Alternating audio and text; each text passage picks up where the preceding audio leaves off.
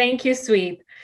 Thank you, everyone. So this is the online panel discussion. Today, the topic is data democratization, making data available and understandable across the organization. My name is Marilee Nika. I will be moderating this section. I'm very, very excited. We have 4 experts. We have 4 fantastic, very, very senior people from CEO, presidents, SVPs. It's super fantastic to be here. My background is in data science, so I have a PhD in machine learning, and I have been doing AI product management at Google for over 7-8 years now, so I'm particularly excited for this section. So now I would like to start off with some introductions. Please tell us who you are and what products you're currently working on. And then we have compiled a set of questions to steer the conversation, but please feel free to ask questions to each other. This is going to be a great, great discussion. So with that said, Adam, would you like to introduce yourself? Sure, thanks, Marilee. Adam Dilley, I lead R&D at Quantometric, and at Quantometric, R&D is a cross-functional group of product and engineering folks together, and really just think of this point in my career as such a treat and a privilege to be able to work with a group that it's kind of spans across that, everything from research to design, product management, engineering, delivery to production. It's really, really fun to get to work across that entire spectrum.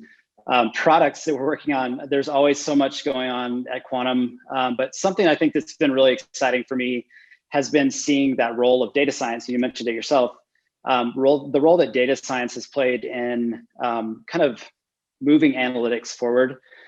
For us, for me, I'm an engineer by trade and by background, and so taking this field that I know very little about, honestly, and learning more about it, and then really, most importantly, seeing how that has turned analytics kind of on its head and added new value that no one ever thought we'd be able to add through traditional engineering methods has been really a treat for me to see that unravel at Quantum. So yeah, nice to be here.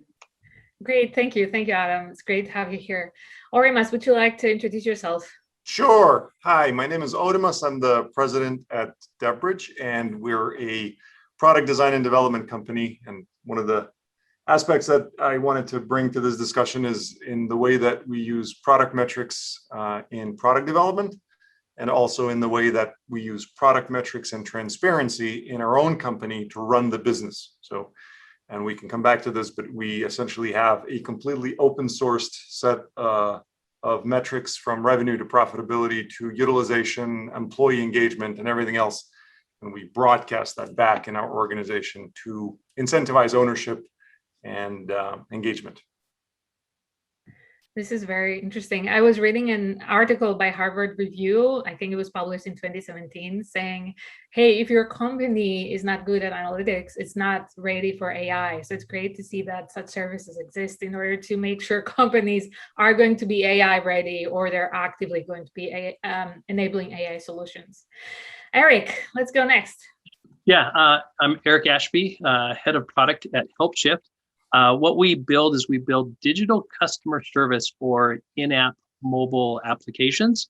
And we currently have, we actually provide customer service on over 3 billion devices worldwide right now. And so we have this huge user base that's out there. And it's interesting because when we look at data, we look at, how do we use it internally to improve our product? How do we use it to drive our engineering? But we also use it for how can customers use it, the data that we collect for them as they provide customer service at that time when the customer really is at this critical moment of need.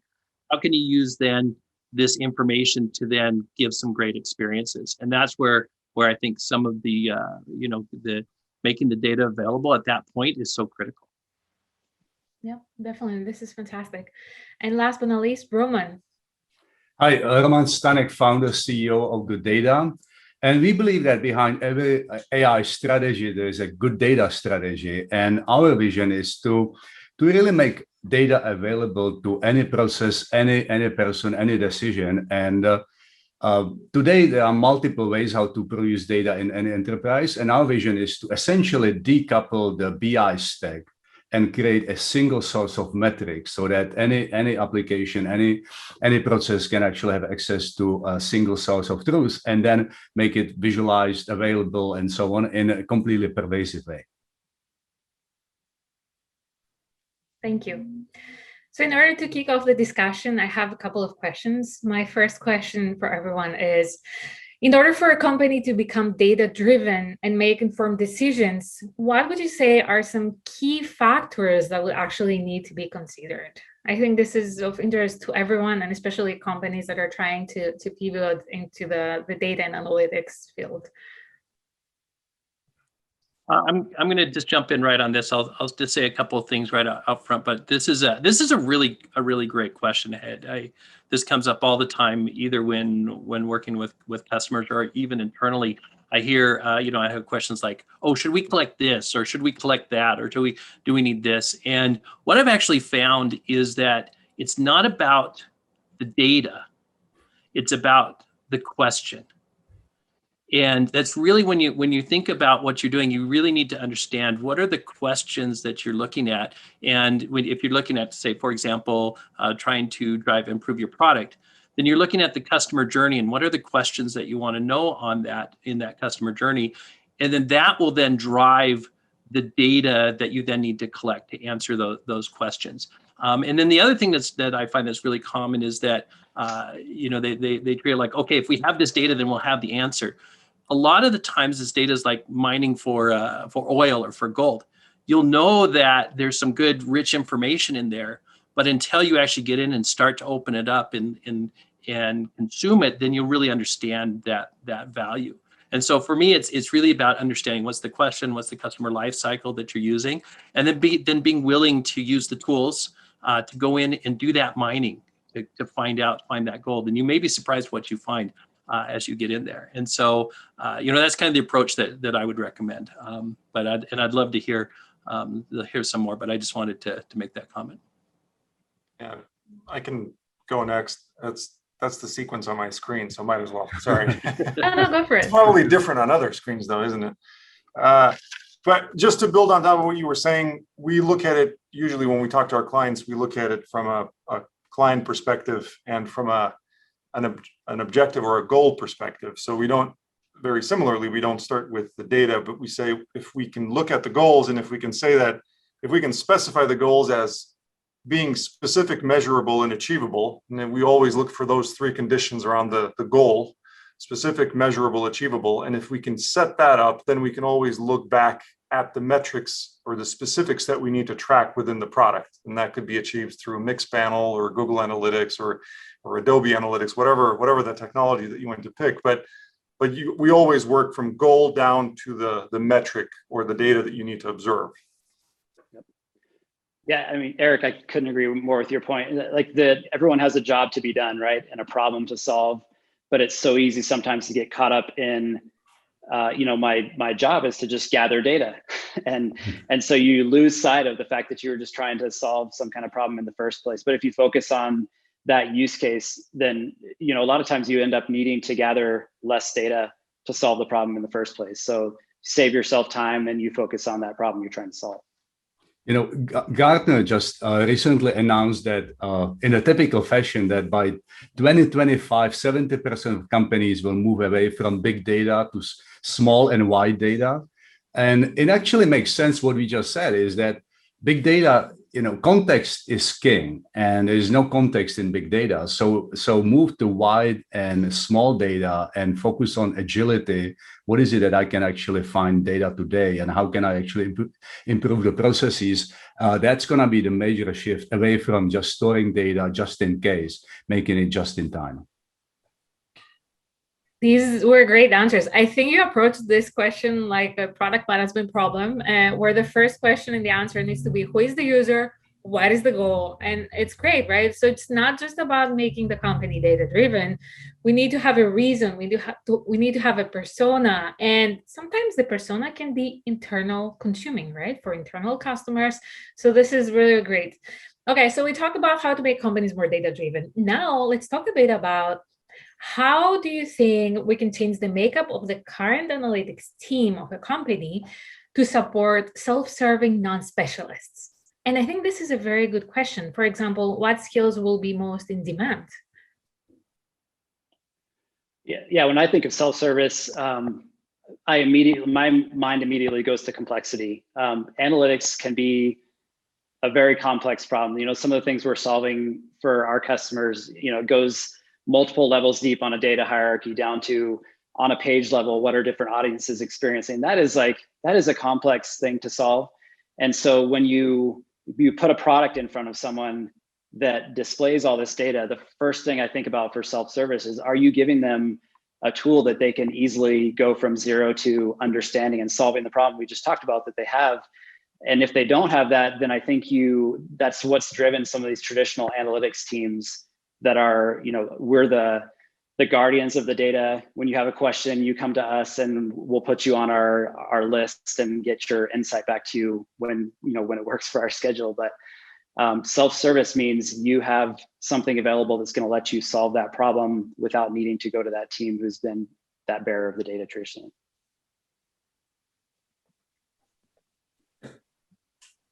Oremus, I think you have something to say. Just click the button. You read my mind.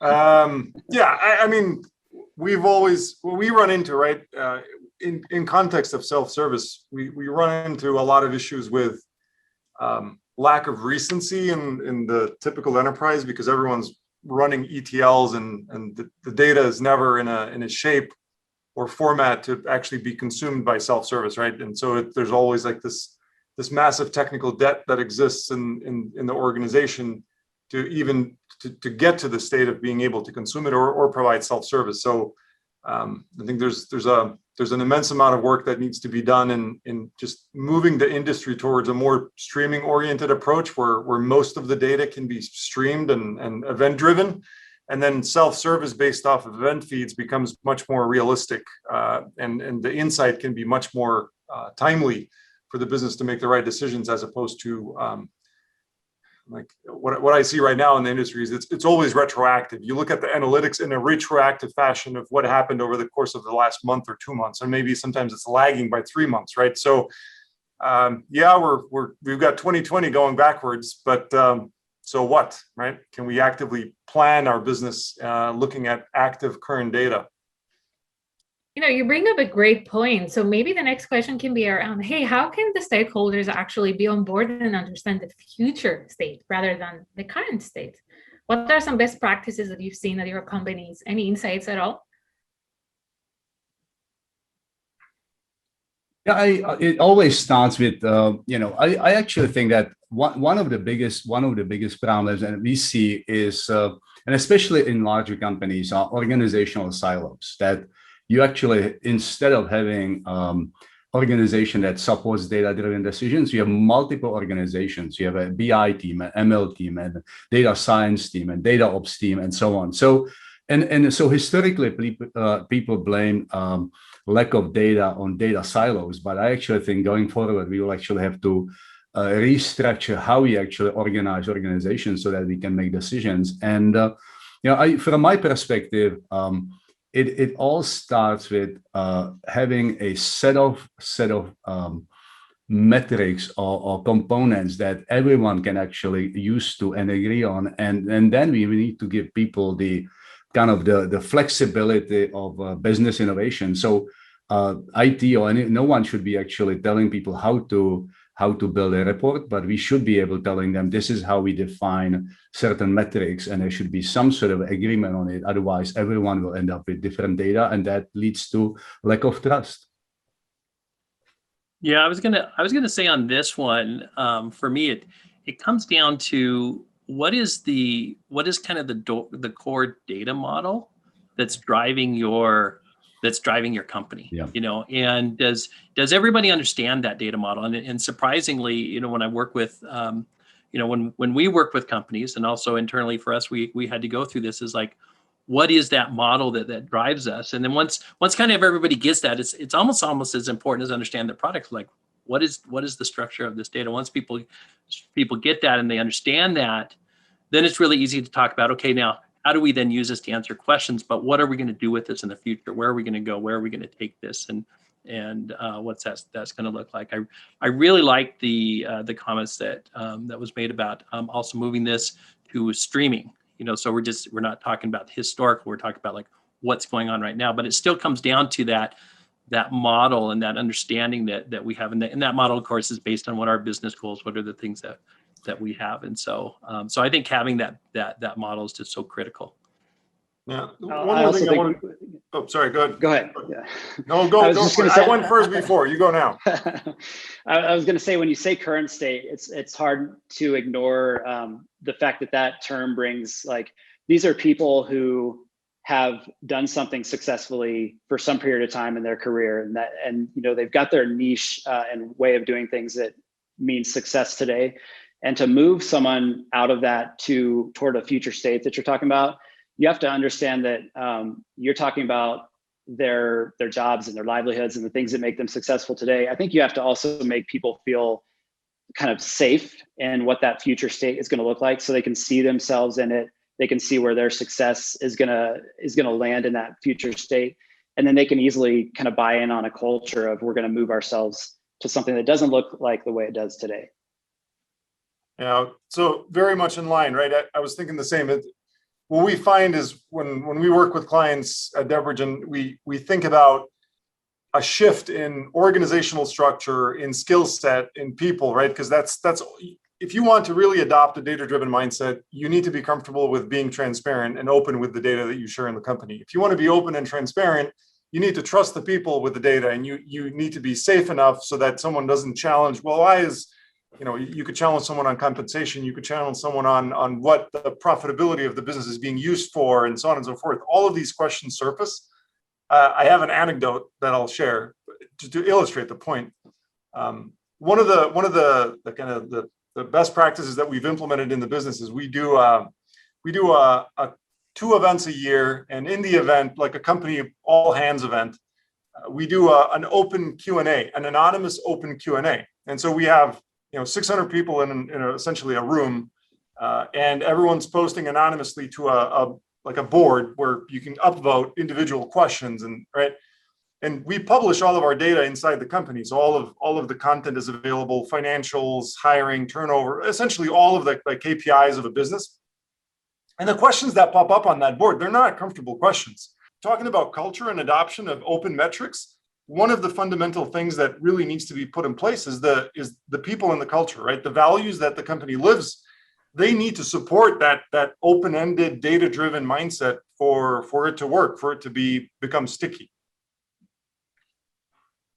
Yeah, if I may, I really want to agree and support what Eric said about that kind of agreement on the model, because I actually think that's usually the missing abstraction in any company.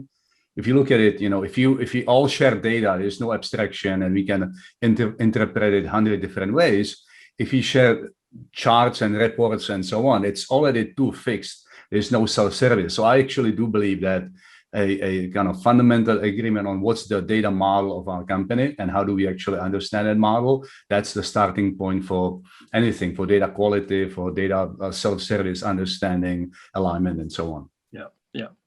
And it's a concept that once the business or once the company gets it, they're like, oh, wait a second, now I see the value of this, because often they'll value the reports. They'll be like, oh, this is really important report. And you're like, no, it's actually the model. The model is what's important. As soon as they get it, that it transforms everybody, because then they're like, oh, I can use this model. I can go do this. I can go do that. I can go do this. So yeah.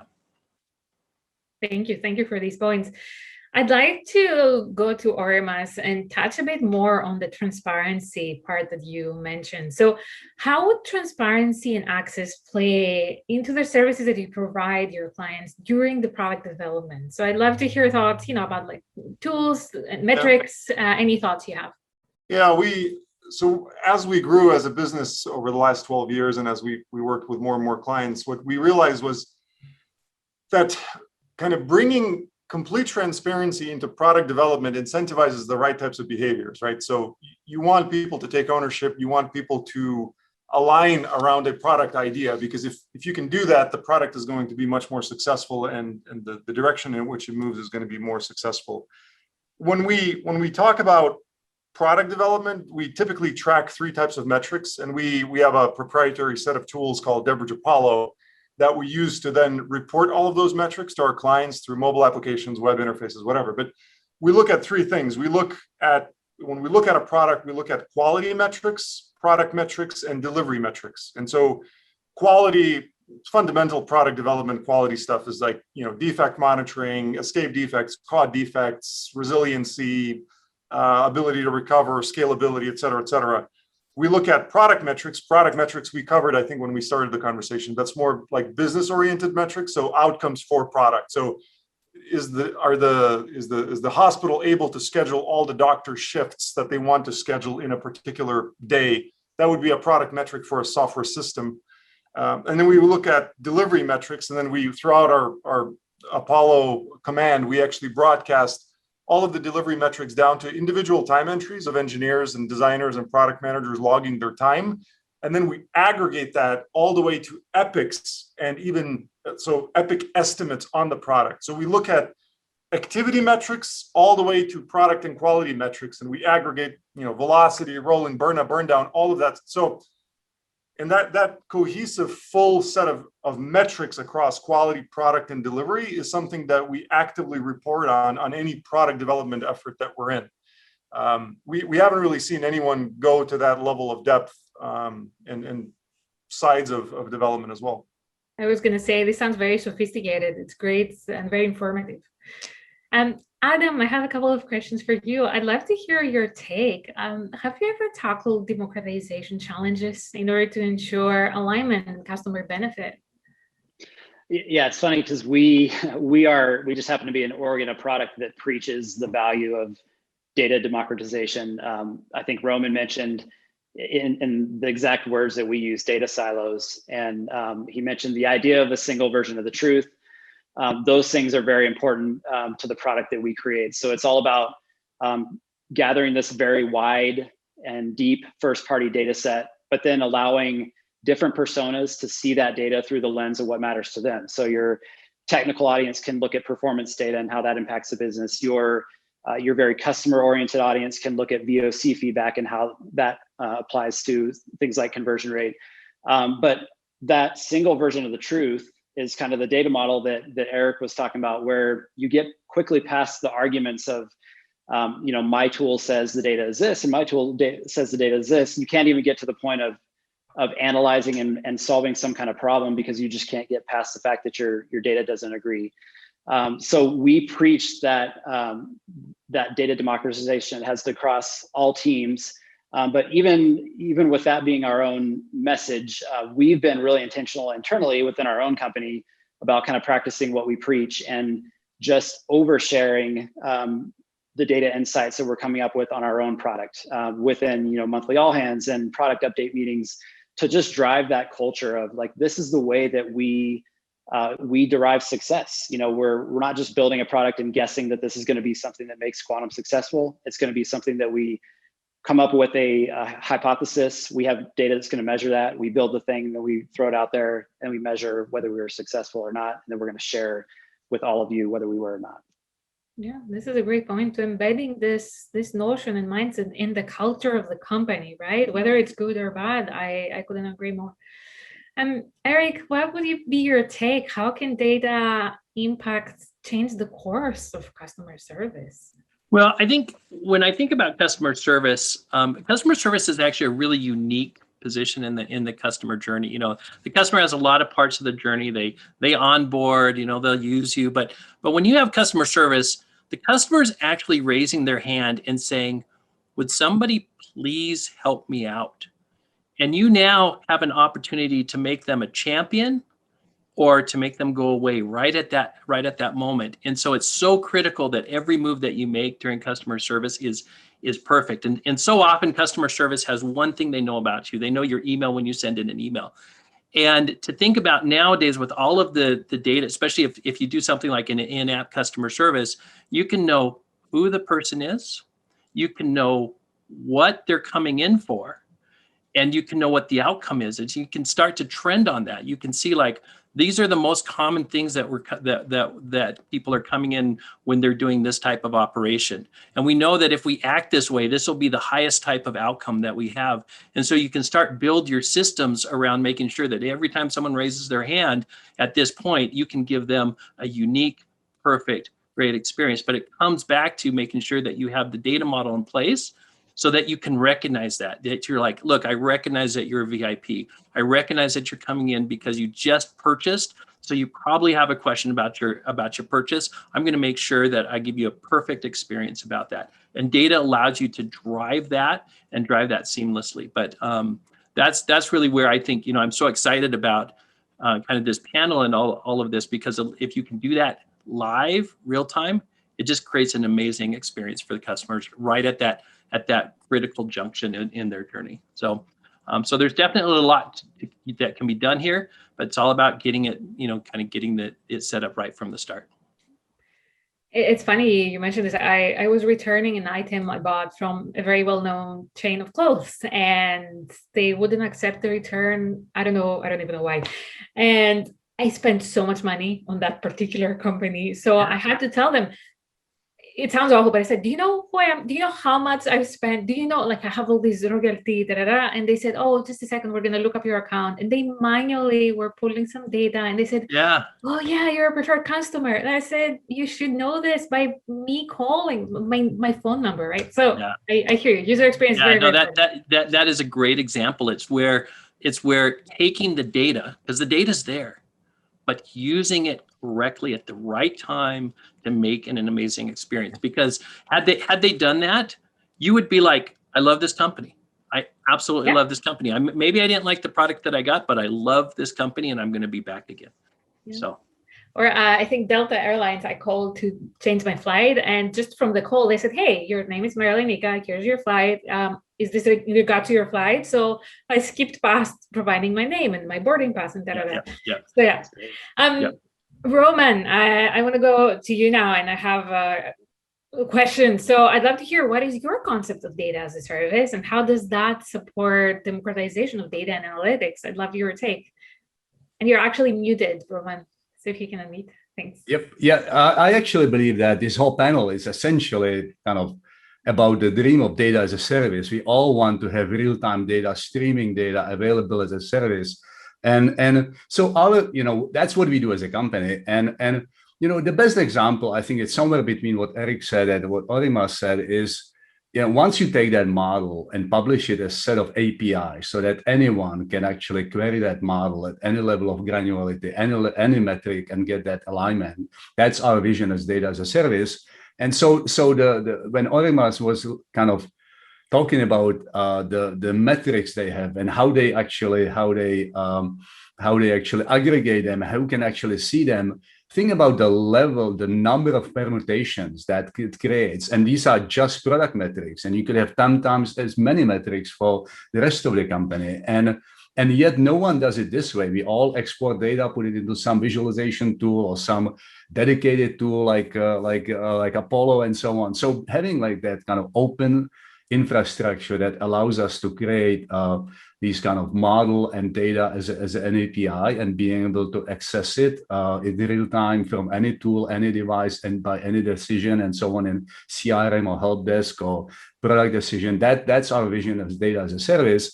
And unfortunately, as an industry, we are still far away from that. We are still stuck in these kind of monolithic tools where you buy a tool and there's a model in it, there's a UI in it, there's no API. So, that's kind of the disruption we are actually where we are innovating. Thank you. I think I have a question for all the panel, which is, I think we should touch a bit about data governance and privacy and in purview of data democratization. I'd love to hear your thoughts. I know this topic can go in a lot of places, but I'd love your succinct thoughts on it. So if you want to go first, Adam, I see you're smiling, so let's go with you. Yeah, it's a great question, and a common objection, almost like that feels at odds with data democratization. It's like, but what about this category of data in there? And I think when I think about, because I'm often thinking from the customer experience standpoint, using data to figure out how to create a better customer experience, 99.9% of the time, you shouldn't need to know who the person is to figure out whether this category of user or this specific user encountered some kind of friction and kept them from getting to the end goal that you've built this whole experience for in the first place. And so I think it's important, yes, to have data democratization, but to also think about user privacy while you're going throughout that journey of democratizing that data. So I think really important to remove PII, to encrypt end-to-end the things that are going to be sensitive data within these data sets, and make sure that they are reserved for only the cases where they're really necessary. Things like customer service are a good use case for personally identifiable information. If you don't have it, then you can't make that connection to Marilee is the one calling in and she had this problem. So there are cases where you need it, but I think you got to figure out, what are we trying to do with the data? Again, back to solving the first problem. And if it's something like figuring out where these aggregate groups of users are having a problem on your experience and making it better, you don't need to know who they are. Yeah, thank you. Also, right, we're dealing, so I'm in the US now, and I'm Lithuanian. I was born in Lithuania, but I live in the US. And in the United States, because of privacy, we do not have a centralized electronic medical health record.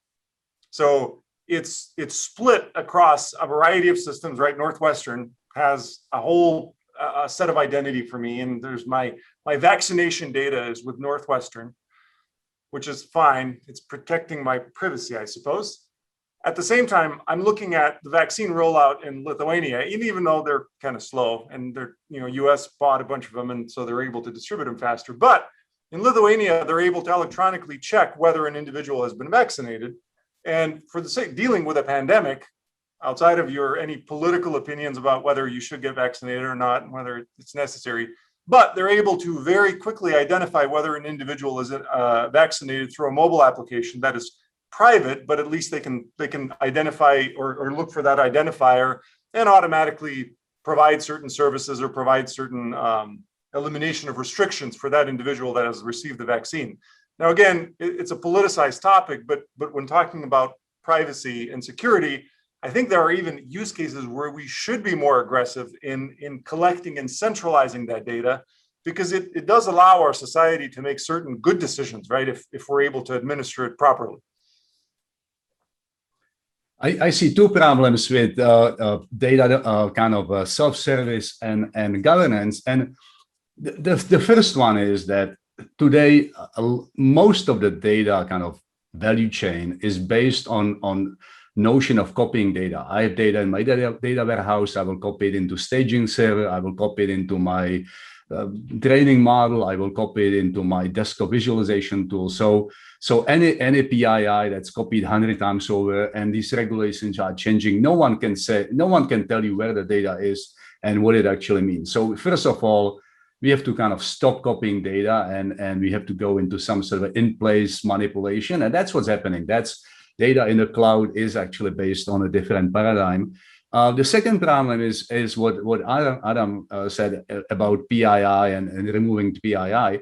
Again, I will sound like a broken record. If you have a semantic model of that data, if you know what semantically it means, you can actually do that governance, because this is PII and this is actually who's the user and what are they supposed to see and what they are allowed to see. So you can actually do some sort of a just-in-time governance. And so I don't believe it's possible, again, with the current way how we actually approach data, how we actually copy data for consumption. I think it's a governance nightmare, and it's a ticking time bomb. When I look at this, I have three pivots on this. One, the user always owns their information.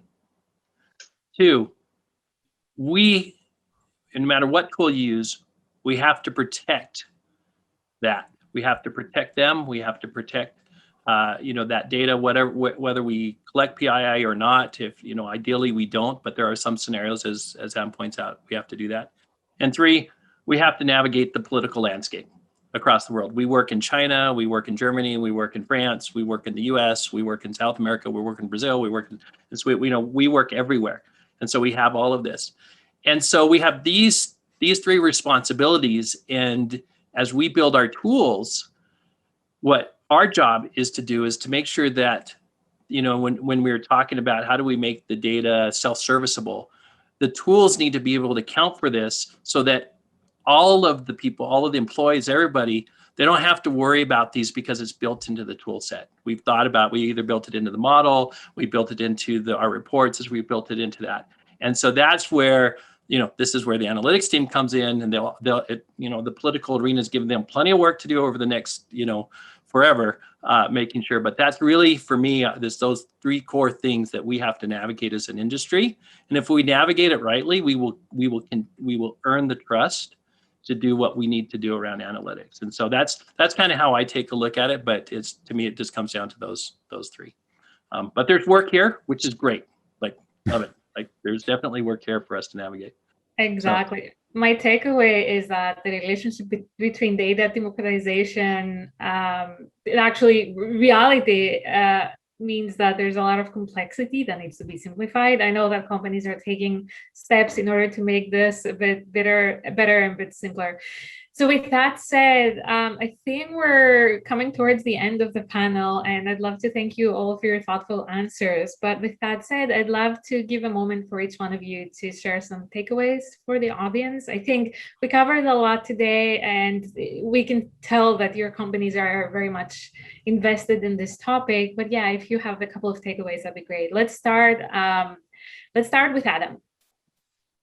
Yeah, I think back to that point we made about data silos and culture change and people kind of working in the way that we have for a long time. And I would just say, I would just reiterate that it's so worth making a change. It's worth making a culture change and driving your people and incentivizing your people even to get to this place where we are open with data. We're able to quickly go from what you need and your given role to the data that you need to do that job better without going through 10 steps in a separate team. And so I would just really encourage people to build that culture, to make that change. We've seen so many organizations, really speed is I think the biggest thing that comes out of making a culture change is people get to the insights that they need quicker to do their job better, and speed and iteration is such a huge differentiator these days in software. And if you can move fast, then you're ahead of your competition, and people can move much faster when they have the data in their own hands as quickly as possible.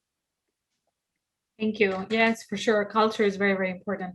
Culture and also diversity is very, very important in the company, because that's the way for a culture to get shaped, by having a diverse talent in there. Orimas, would love to hear your thoughts.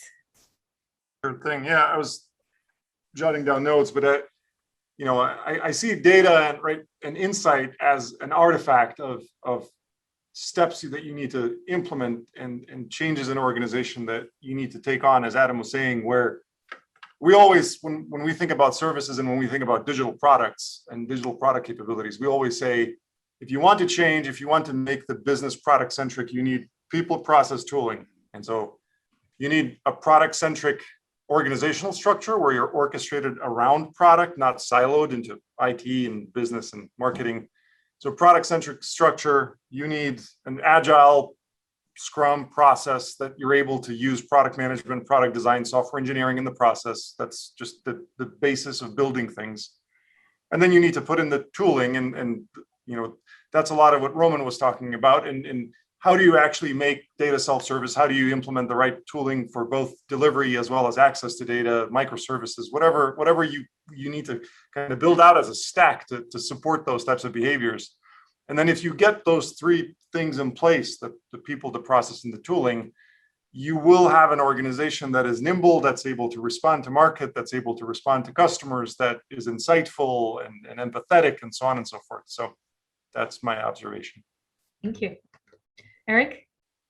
Yeah, I just think when I look at all of the data that as a product manager that is used to improve your product, I think that the customer service data is a very critical component to that, and often that's just left over to the IT department or the business department. Like, okay, that's customer service, and I think the asset I would have is, from a product side, look at how you can bring that data into your product development. Bring in the experience, bring in the data so it is in app, and make customer service part of the product.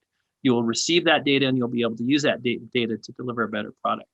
And that's really what I would look at. And of course, we have great, a lot of people who can help you do that. One of the things that we would do is we could actually do some analysis on your existing customer service to help you understand that. So that's what I would do if I was making a recommendation to a product person, is bring customer service and make it part of your product. This is great. You mentioned it so many times, user experience and customer service and the importance. This is a great takeaway. And Roman. Yeah, I believe that for any technology to become truly transformative, it has to become invisible. And what I mean by that, your Delta example, that's the best example. The fact that you didn't need to go to some spreadsheet and type your number and so on, the fact that they were able to connect your phone number with service and so on. And that's the goal. At this moment, maybe 5% of anyone in a company can use data today. And for that number to get to 100%, data has to become pervasive and invisible. And that's the goal. Thank you. Yes, I still remember the Delta example. It was fantastic. Well, with that said, I'd like to thank you all. This was a great session. It was short. I can stay here and talk way more about this, but I really appreciate it. I encourage everyone that's listening to us to connect with you, connect with me. Happy to take this conversation offline. So thank you all so much, and let's proceed with ProductCon. Nice meeting everyone. Thank you.